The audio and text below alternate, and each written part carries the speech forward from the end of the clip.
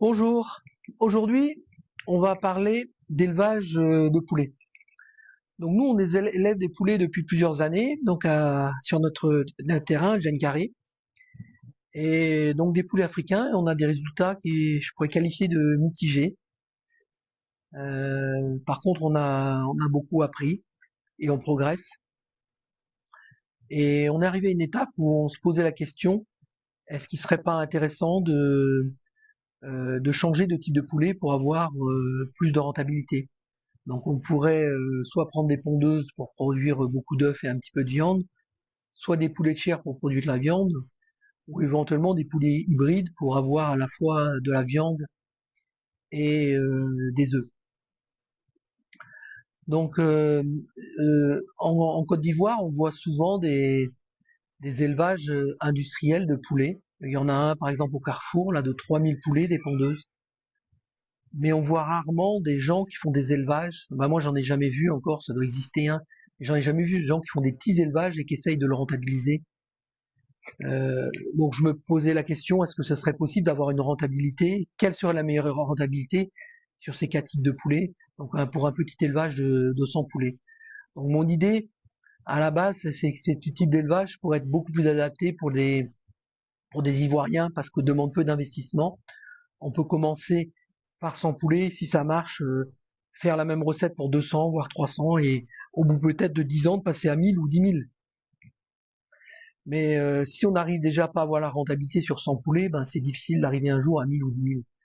Donc je voulais voir si c'était possible sur une petite échelle d'avoir une rentabilité sur ce type de poulet, et donc en faire bénéficier les personnes qui nous suivent là, sur YouTube. Donc on y va. Donc on va calculer la rentabilité sur un élevage de 100 poulets. Les quatre types de poulets étudiés sont un, les poulets africains, deux, les poules exotiques. Alors, ici on a pris des Isa Brown, qui est la variété la plus vendue et plus utilisée en Côte d'Ivoire, les poulets de chair qu'on appelle broilers, et les poulets hybrides des Sasso T44, qui selon mes renseignements une des variétés les plus utilisées comme poulet hybride en Côte d'Ivoire. Donc le contexte. Donc l'objectif de cette analyse, c'est d'évaluer la rentabilité d'un petit élevage de 100 poulets en zone rurale en Côte d'Ivoire.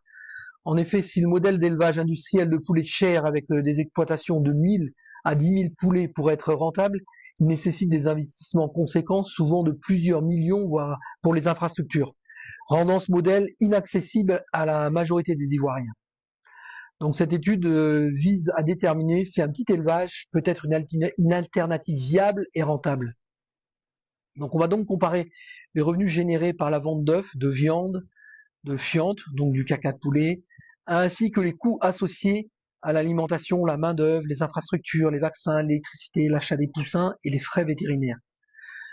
Donc les résultats vont s'appuyer sur une évaluation sur 5 ans qui va être annualisée sur une année pour voir les revenus possibles par année. Donc effectivement, quand on prend des des poules pondeuses, on est obligé de calculer la rentabilité sur plusieurs années. On peut pas prendre une poule pondeuse, les laisser arriver à maturité en 6 mois, pondre des œufs pendant 6 mois et revendre les poulets. C'est pas rentable. Il vaut mieux les garder 2 ou 3 ans pour les faire pondre des œufs au maximum pendant 2 ou 3 ans et après revendre les poulets comme viande. De même il faut tenir compte des épidémies. On peut pas tenir compte qu'il y a une épidémie tous les ans. Donc on prend l'hypothèse qu'il y a une épidémie qui revient tous les 5 ans. Voilà, donc et bien, ce que j'ai précisé en début aussi, c'est que nous, on a 7 ans d'expérience dans l'élevage de poulets, et ce qui nous permet d'estimer quand même mieux les dépenses liées à l'aviculture, surtout en ce qui concerne les poulets africains, puisque nous, on a des poulets africains. Et donc on a par exemple constaté qu'effectivement, en cas d'épidémie, on n'avait pas de perte significative. Nous, on n'a jamais noté de perte significative sur nos poulets une fois qu'ils étaient adultes. La méthodologie. Donc la méthodologie repose sur une comparaison détaillée des revenus et des coûts pour chaque type d'élevage. Donc il y aura les revenus, les coûts et après les bénéfices. Donc les revenus incluent la vente d'œufs, de viande et de fientes, calculés à partir des productivités spécifiques de chaque type de poulet et des prix locaux à l'ozois. Les coûts incluent l'alimentation, la main-d'œuvre, l'amortissement des bâtiments, les vaccins, l'électricité, l'achat des poussins, les frais vétérinaires et la gestion des épidémies. Donc en fin de présentation, on va présenter tous les résultats sous forme de graphique pour avoir une vue globale. Bon, on y va pour les revenus. Donc d'abord les poules pondeuses. Donc les poules pondeuses, donc les hypothèses qu'on a prises. Donc on a 100 poules pondeuses, elles pondent 250 œufs par an. On fait un cycle sur 2 ans, c'est-à-dire qu'au bout de 2 ans, on vend les poulets pour la viande. On a une consommation de 120 grammes par jour et par poulet. Les œufs, on va les vendre à 80 francs et la viande sera vendue à 1800 francs le kilo. Donc le kilo de viande de poule pondeuse n'est pas cher parce que la chair n'est pas très réputée. Les fientes à 100 francs. Les épidémies, on considère qu'il y a une épidémie tous les 5 ans et qu'il y a une perte de 80% des poulets.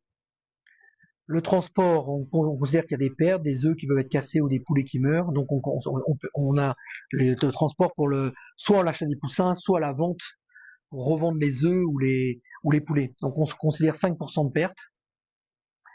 La mortalité naturelle, on considère à 10% par an. Et on achète les poussins à 800 francs. Et donc avec le 10% de mortalité lorsqu'ils sont jeunes. Maintenant, les poulets de chair. Attends, j'ai oublié une chose ici, c'est ce qu'on arrive comme revenu. Donc avec toutes ces hypothèses-là, on arrive à des revenus pour les œufs d'1 368 000, donc la vente des œufs, la vente de la viande 92 000 et les fientes 13 000. Donc un total de 1 473 000 de revenus donc pour les poules pondeuses. On passe maintenant aux poulets de chair. Donc les poulets de chair, la productivité, donc les poulets, on peut les vendre au bout de 2 mois, ils font 2,5 kg. Donc il n'y a pas d'œufs. On fait 3 cycles de production par an. Donc les poulets de chair, ils ont des cycles de 2 ans. Donc on pourrait en théorie faire plus de 3 cycles. Mais dans la pratique, c'est pas conseillé parce qu'on évite de faire des cycles de production de poulets de chair pendant la saison trop humide pour éviter les pertes et les épidémies. Et puis entre chaque cycle, il y a des périodes aussi pour nettoyer les bâtiments, les désinfecter et laisser une semaine ou 2 avant de redémarrer un nouveau cycle. Donc 3 cycles, c'est plutôt ce qui se fait régulièrement.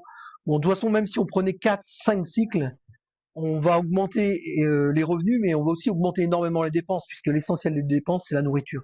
Donc les bénéfices vont pas augmenter énormément si on fait 5 cycles par an. Il y a simplement le bâtiment, les frais du bâtiment qui vont être rentabilisés un peu plus vite. Donc la viande est vendue à 2000 francs le kilo. Il faut aussi 13,5 kg de viande par poulet par an. Ça, c'est parce qu'il y a 3 cycles hein, et qui grossissent très rapidement, donc il faut donner énormément à manger. Bon, les épidémies, on considère qu'il y a 90% des poulets qui meurent lors des épidémies. Les transports, pareil, 5%. Une mortalité naturelle de 20% ou plus élevée. Les poulets de chair sont plus fragiles. Les poussins, on les achète à 800 francs. Et une 20% de mortalité. Les frais vétérinaires, 200 francs pour les antibiotiques.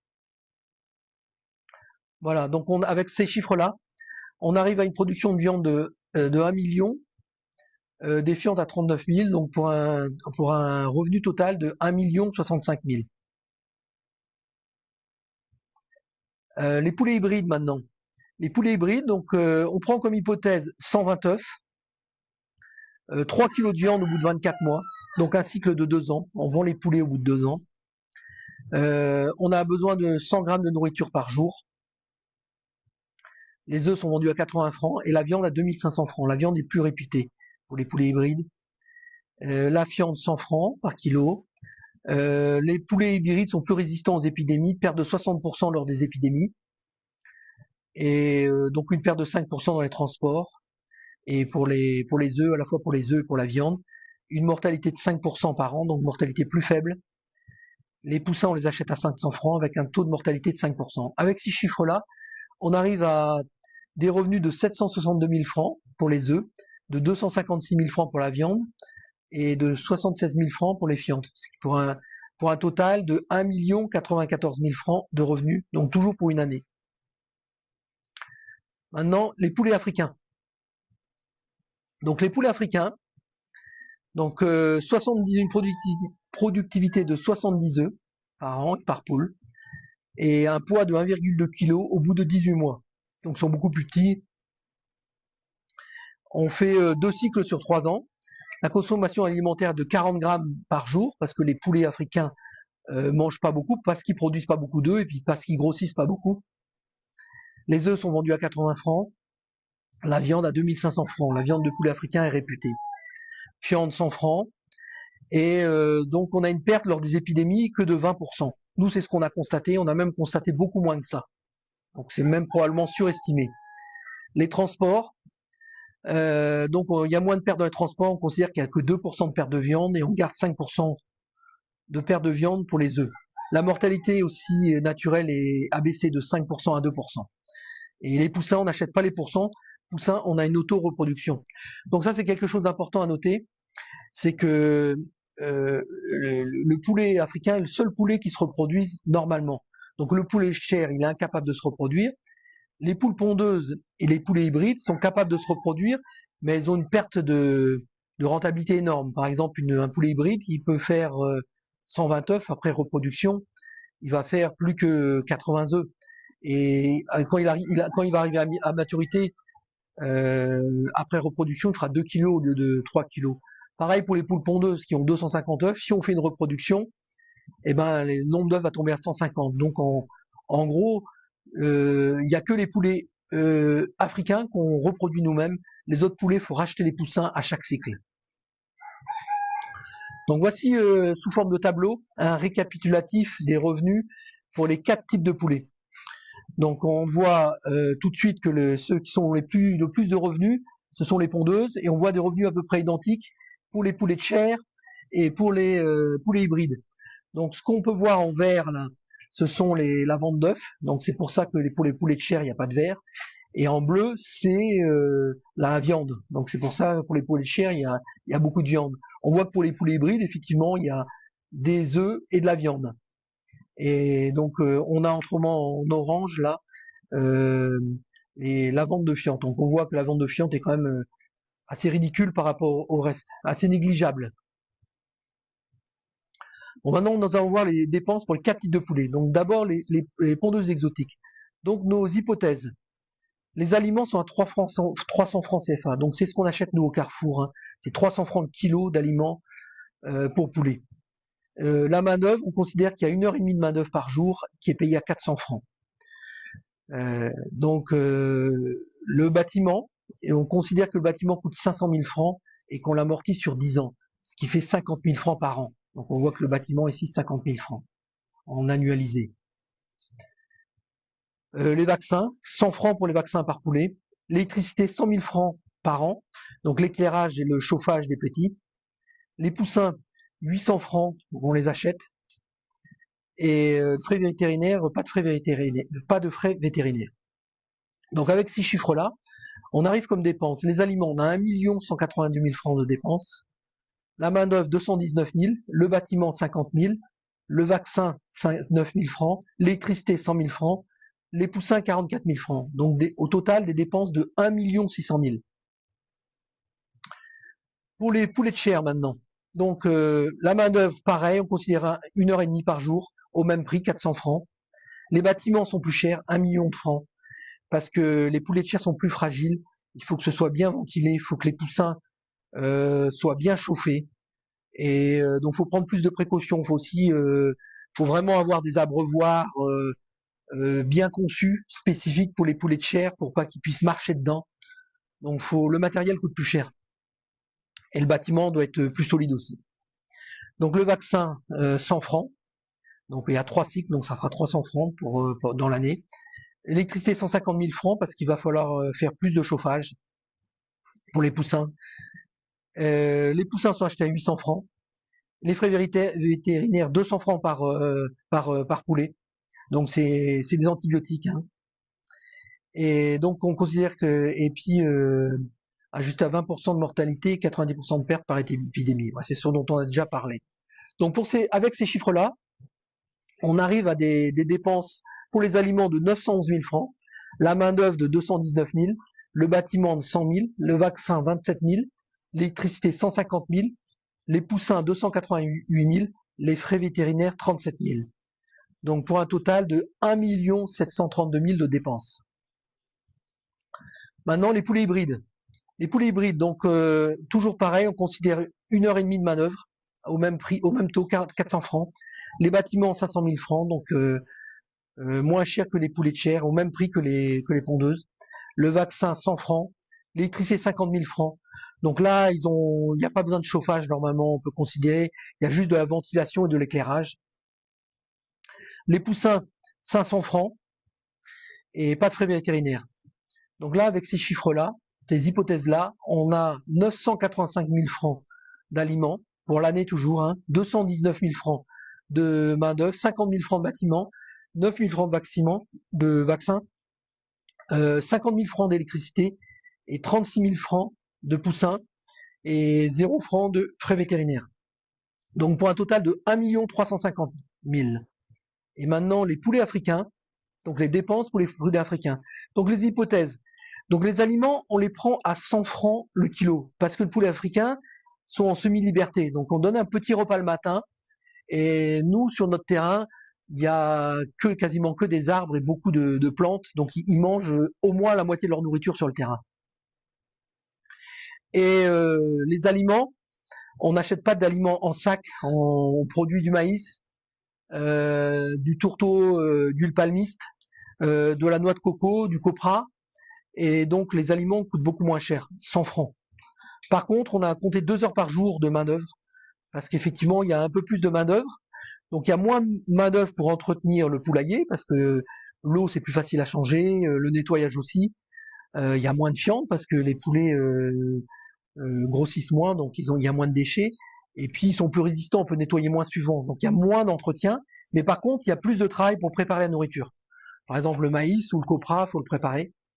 Et donc on considère 2 heures par jour de travail pour les poulets africains. Le bâtiment, c'est très peu cher parce que on peut souvent fabriquer des bâtiments en bambou ou avec des petites fondations en béton qui restent en bambou. Et donc on peut considérer que le bâtiment, on peut faire un bâtiment pour 100 000 francs. Le vaccin, on fait pas de vaccin. Ici, personne vaccine les poulets africains et puis on voit pas d'épidémie majeure. Pas d'électricité, pas besoin de chauffage, rien, pas besoin d'électricité. Et les poussins, on les achète pas, on a l'autoreproduction et on n'a pas de frais vétérinaires. Donc avec ces chiffres-là, on arrive, les aliments à 138 000, la main-d'œuvre à 292 000, les bâtiments à 10 000 francs, tous les autres coûts sont à zéro. Donc des dépenses totales à 440 000 francs. Maintenant, on va avoir un tableau récapitulatif. Voilà, comparaison des dépenses. Donc on voit ceux qui ont le plus de dépenses, ce sont les poulets de chair. Donc en particulier à cause des poussins. Il y a 3 cycles, donc on achète 3 fois les poussins. La nourriture aussi est très élevée. En vert, c'est la nourriture. Et donc en bleu, on a la main-d'œuvre. Donc on voit la main-d'œuvre un peu plus élevée pour les poulets de chair. Et donc ici aussi, on a les frais vétérinaires pour les poulets de chair. On donne des antibiotiques en plus. L'électricité aussi est plus élevée pour les poulets de chair. Donc on voit qu'effectivement, les poulets africains, les frais sont bien inférieurs qu'aux 3 autres types de poulets. Donc maintenant, on va voir les bénéfices. Donc les bénéfices, c'est quoi? C'est les dépenses, c'est les revenus moins les dépenses. Donc comparaison des bénéfices. Donc pour un an, on peut voir que les bénéfices arriveraient à 136 000 francs pour des poulets africains. Pour les pondeuses, on perdrait 130 000 francs. Pour les poulets de chair, on perdrait 667 000 francs. Et pour les poulets hybrides, 255 000 francs. Donc voici un petit graphique récapitulatif pour s'en rendre compte. Donc là, c'est la ligne 0. Donc on est en bénéfice ici pour les poulets de chair. Pour les poulets pondeuses, on perd un peu d'argent. Pour les poulets de chair, on perd énormément d'argent. Et pour les hybrides, bon, on est entre les deux, quoi. Donc, ce qu'on peut conclure de tout ça, c'est que sur des petites exploitations, à mon avis, bon, faut pas prendre tous ces chiffres au pied de la lettre d'abord, parce que c'est quand même des hypothèses. Ça dépend toujours des hypothèses. Mais par contre, avec ces hypothèses-là, ça peut remettre en cause certaines croyances. Parce que la plupart des gens croient que les pondeuses et les poulets de chair sont plus rentables que les poulets africains. Et ben sur un petit élevage, je pense que effectivement c'est pas évident. Sur un petit élevage, il est bien possible que les poulets africains soient plus rentables que les poulets que les autres types de poulets. Donc bon, après je rappelle encore une fois, c'est nos conditions particulières. Nous on est en brousse, donc les aliments doivent coûter un peu plus cher. Euh, comment ça s'appelle? Et puis construire des bâtiments. Si on veut construire un bâtiment pour faire de l'élevage industriel, ça va coûter plus cher. Et donc on a décidé de faire simplement un élevage pour 100 poulets. Donc c'est-à-dire on peut pas acheter en gros la nourriture. Par exemple, pour les gens qui vont faire du poulet de chair, qui vont prendre 10 000 poulets de chair, ils vont acheter peut-être 10 tonnes de nourriture à la fois. Donc c'est possible qu'ils aient pas le sachet de nourriture à 300 francs. Ça va peut-être descendre à 250 ou 220 francs. Il y a peut-être des gens qui font aussi des élevages de poulets africains avec leur propre nourriture. Là, probablement, les rendements sont plus élevés. Mais ce que je constate, c'est que si on prend la nourriture préparée, donc à 300 francs le kilo, à mon avis, on peut pas avoir la rentabilité, ou très très peu de rentabilité, avec tous les poulets, hein, même le poulet africain. Le poulet africain, on a une rentabilité qui est très faible. Voilà. Et c'est pour cette raison que même pour les poulets africains, si on veut avoir une meilleure rentabilité, ben faut baisser les coûts de main d'œuvre. Nous, on a considéré qu'on payait quelqu'un 2 heures par jour pour préparer la nourriture. En gros, ça veut dire quoi? C'est à nous de la préparer, la nourriture, en gros, dans notre temps libre, si on veut avoir une rentabilité. Et puis, éviter, préparer quasiment 100% de la nourriture. Donc là, on éviterait les 100 francs par kilo et on arriverait à une rentabilité quand même supérieure. Et pour tous les autres types de poulets, bon, le défi est encore plus élevé. Donc en conclusion, c'est ce que j'ai marqué sur cet écran là. Les poules africains sont l'option la plus rentable avec un bénéfice annuel de 136 000 francs. Donc 136 000 francs, c'est très faible quand même. C'est un peu plus de 10 000 francs par mois. C'est vraiment pas beaucoup. Hein.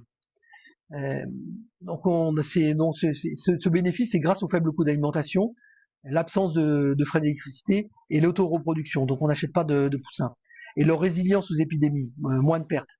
Donc les poules pondeuses euh, génèrent des revenus élevés grâce aux œufs, mais restent déficitaires. Donc on perd 130 000 francs en raison des coûts élevés d'alimentation, de l'électricité et de l'achat des poussins. Donc ça veut dire si on fait un choix de poules pondeuses toujours sur une petite structure de 100, il y a peut-être moyen d'arriver au bénéfice, mais il faudrait peut-être produire une partie de notre nourriture et peut-être réduire l'effet d'électricité. Par exemple, considérer qu'on ne chauffe pas les poussins ou on peut les chauffer peut-être avec avec du feu, des petits poêles à bois, et ce qui permettrait de ne pas avoir d'électricité ou une électricité minimum juste le jour au solaire, ce qui permettrait de réduire les frais d'électricité et, euh, et qui permettrait peut-être d'arriver à la rentabilité même sur un élevage de 100 poulets. Bon, pour les poulets de chair, il est, pour pour les hybrides et encore plus pour les poulets de chair, ça semble difficile d'arriver à une rentabilité sur un élevage de 100 poulets, quoi. Voilà, donc c'est ce que nous, on va essayer de faire dans les années qui viennent. Donc, on va refaire des vidéos là sur notre élevage de poulets. Donc, avec l'expérience qu'on a eue, on va essayer d'améliorer notre production parce que notre production, on a encore des pertes à cause des serpents, des éperviers. Maintenant, on a bien compris comment ça se passait, où étaient nos pertes, et je pense qu'on va être capable de gérer et d'avoir très peu de pertes bientôt d'ici 6 mois, je dirais. Et on va essayer d'optimiser la production sur nos poulets africains pour avoir une meilleure rentabilité. C'est-à-dire quoi? C'est en faisant une sélection génétique aussi. Donc on va sélectionner par exemple les poules pondeuses qui pondent le plus d'œufs et les coqs peut-être les plus gros parce que c'est ceux qui vont faire le plus de viande aussi. Et donc on va faire ces sélections-là et peut-être qu'au bout de quelques années, peut-être à la place de, je crois que c'est 70 œufs par an que j'ai calculé, peut-être qu'on monterait à 80 ou 85 œufs en moyenne, et peut-être qu'au lieu de 1,2 kg, on arriverait à 1,5 kg de viande, ce qui pourrait, au lieu d'avoir 100 000 francs par an de bénéfices, qui pourrait nous monter les bénéfices à 300, 400 000. Et là, ça pourrait devenir intéressant. Voilà, et on a aussi la piste de réduire encore les coûts d'alimentation en, en essayant de nourrir peut-être à 80% sur le terrain nos poulets et en faisant quasiment aucun complément alimentaire. C'est-à-dire, nous, on va essayer de planter de la nourriture sur le terrain que les poulets puissent se servir eux-mêmes. Ce qui fait qu'on va réduire nos frais d'alimentation et de main-d'œuvre. Parce que si les poulets se nourrissent eux-mêmes sur le terrain, au lieu de 2 heures de manœuvre par jour, on pourrait peut-être descendre à 30 minutes. Et là, les poulets africains pourraient devenir très très rentables. Maintenant, si on parle des autres poulets, là, ce que j'ai évoqué là tout de suite, là, c'est que ça passe vraiment par le coût de l'alimentation pour les pondeuses et pour les poulets de chair. Parce qu'on voit que 70% des dépenses, c'est l'alimentation. Et puis, un des derniers points où on pourrait gagner aussi c'est le coût de la main d'œuvre. Actuellement j'ai compté à 400 francs de l'heure, mais si on prend un employé à temps plein, on descendrait peut-être à 200 francs de l'heure, voilà, avec un salaire mensuel. Mais on peut pas payer quelqu'un à temps plein pour 100 poules, mais ça devient rentable peut-être pour 500 poules ou 1000 poules. Et donc on peut considérer qu'on fait pas beaucoup de bénéfices, mais le jour où on va arriver à 1000 poules, on prendra quelqu'un à temps plein, et là on va commencer à faire des bénéfices plus intéressants. Le dernier point que je voulais évoquer aussi, ce qu'il a au niveau des bénéfices, l'amélioration des bénéfices, c'était les vaccins. Donc là, actuellement, la vaccination n'est pas obligatoire pour les poulets en Côte d'Ivoire. À ma connaissance, beaucoup le font, mais en tout cas, j'ai cherché sur Internet, je n'ai vu aucune étude sérieuse, c'est-à-dire qui va pouvoir vérifier est-ce que l'efficacité des vaccins, c'est-à-dire lorsqu'on vaccine les poulets et qu'il y a une épidémie, quel serait le taux avec vaccination, quel serait le taux sans vaccination. Et parce que pour faire ça, il faudrait en gros prendre 2 poulaillers qui sont dans la même région avec par exemple 1000 poulets, attendre qu'il y ait une épidémie et vacciner l'une des exploitations et pas l'autre et voir le jour de l'épidémie comment ça se passe dans les 2 poulaillers. Bon, j'ai pas vu ce genre d'études, donc c'est difficile de savoir quelle est l'efficacité des vaccins. Bon, après, certains vont dire, bah, de toute façon, les vaccins coûtent pas cher. Les vaccins, effectivement, coûtent pas cher, mais faut pas penser que l'efficacité des vaccins au niveau de protection des maladies. Faut penser aussi au niveau efficacité des vaccins, au niveau comment ça s'appelle du système immunitaire des poulets. On n'a aucune garantie que les vaccins ne baissent pas la résistance des poulets. Voilà. On peut le voir, il y a de plus en plus d'études qui montrent que certains vaccins, lorsqu'on prend des vaccins, ça nous protège contre la maladie, mais on a un système immunitaire qui est plus faible. Donc, est-ce que de prendre les vaccins, d'acheter des vaccins qui coûtent effectivement pas très cher, est-ce que c'est pas ça qui pourrait faire qu'il y a plus de mortalité, plus de pertes, parce que le système immunitaire est plus faible et qu'on est obligé de prendre plus de précautions, rajouter des antibiotiques après, de nettoyer plus souvent, changer plus souvent l'eau, de stériliser un petit peu le bâtiment entre les deux cycles d'élevage. Donc ce genre de choses, moi j'ai pas de réponse à ça. C'est des pistes que je lance et j'aimerais bien avoir des retours de personnes qui font des élevages de poulets de chair, savoir s'ils les vaccinent ou pas et quels sont leurs taux de mortalité lorsqu'il y a une épidémie. Et dans les 2 cas, quand c'est vacciné, quand c'est pas vacciné. Et l'idéal ce serait même d'avoir quelqu'un qui fait une exploitation de poulets de chair et qui me dise voilà, moi j'ai vacciné pendant 3 ou 4 ans, j'ai eu tel résultat, puis après j'ai décidé de pas vacciner et j'ai eu tel résultat. Ça pourrait nous donner un début de piste, un début de réponse. Voilà, allez, je vous souhaite une bonne journée et puis à bientôt. On va en reparler beaucoup dans les mois prochains parce que c'est quelque chose qui me tient à cœur d'être capable de produire nos œufs et notre viande sur notre terrain avec une rentabilité, je dirais.